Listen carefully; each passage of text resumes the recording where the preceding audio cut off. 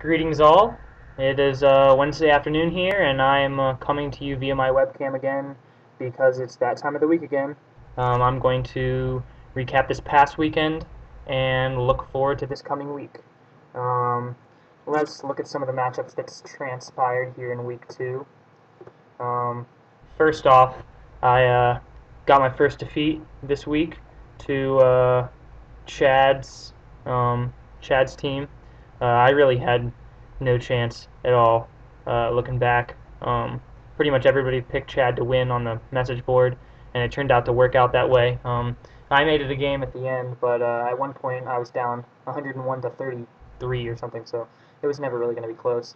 I did manage to make it a game with LaShawn McCoy's completely random 30, a random touchdown two-point conversion via Calvin Johnson at the very end of that Lions-Eagles game, and then Philip Rivers 27.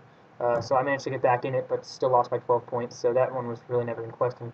In another matchup, we had Walter and Cody going at it. I thought Walter had it locked up for a while, but then Frank Gore absolutely exploded all over the Saints. So 28 points. So that put Cody over the hump. He won by 6, 89-83. We had Battle of our past champions, Brad versus Al. That one was pretty close, but Al ended up squeaking it out. And he is one of our 2 remaining undefeated teams already in week 2. We only have 2 out of 10 teams that have yet to lose. Al's looking strong right now. Let's go to Mason and David. This just seems to happen every year. Mason had the lineup, he had the matchups, he was looking strong, and I don't know what David does to people, but he just makes teams underachieve, and it happened once again. 91-73. 73 was our low point total for the day, for the week, and in amassing that total, Mason earned himself the week 2 Snowman of the Week award. I have that posted up on the league page. Just didn't come to play this week. David was spreading his voodoo or whatever he does.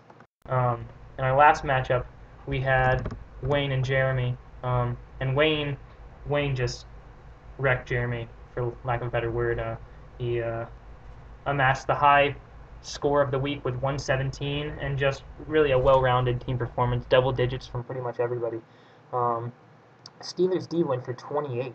That was ridiculous. What was it, 7 turnovers against the Titans? You're not going to ask for a better defensive performance than that. And Wayne got it at the right time. 35 from Schaub.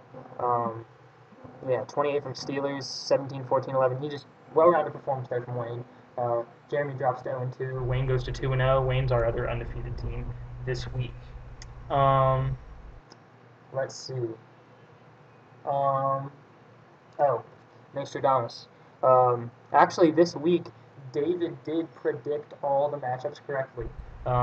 He predicted Chad winning, Al winning, Cody winning, himself winning, and Wayne winning.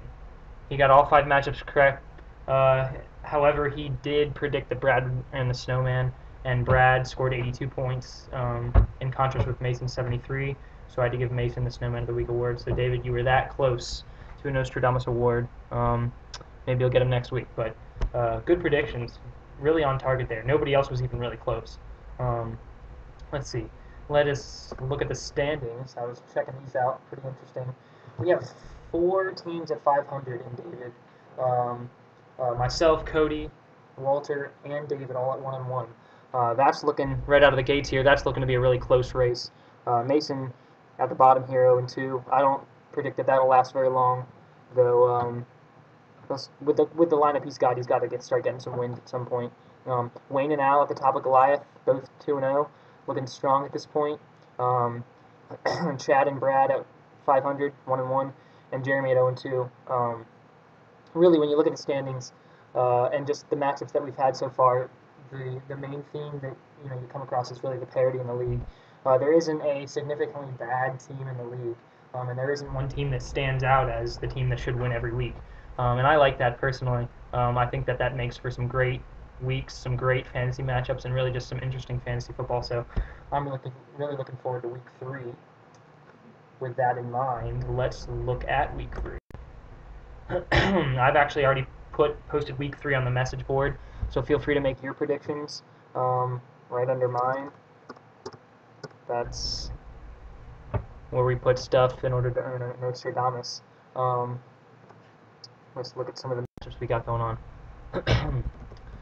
I'm going at David. I'd like to say I'd win that one, but you never really know when you're playing the Saggets, so that one's kind of up in the air. Al and Walter should be a really close one. I was looking at that matchup.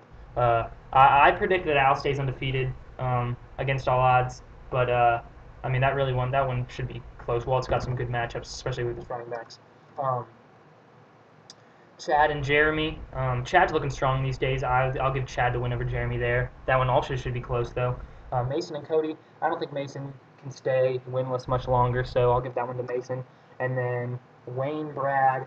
I say Wayne stays undefeated as well, along with Al. They both go 3-0. But yeah, no, it's not looking like there will be really any blowouts this week. I didn't even really know who to give the snowman to. It looks like everybody's going to have a decent week according to projections and matchups. But as always, you never know with fantasy football. Anything can happen. But we will see. I did post, like I said, I posted the week 3 predictions, so feel free to go ahead and do that. Talk some smack on the board, make some free agent pickups, and just basically get your teams ready for week 3. It looks like it should be a good one. I will see you all next week. Have a great day.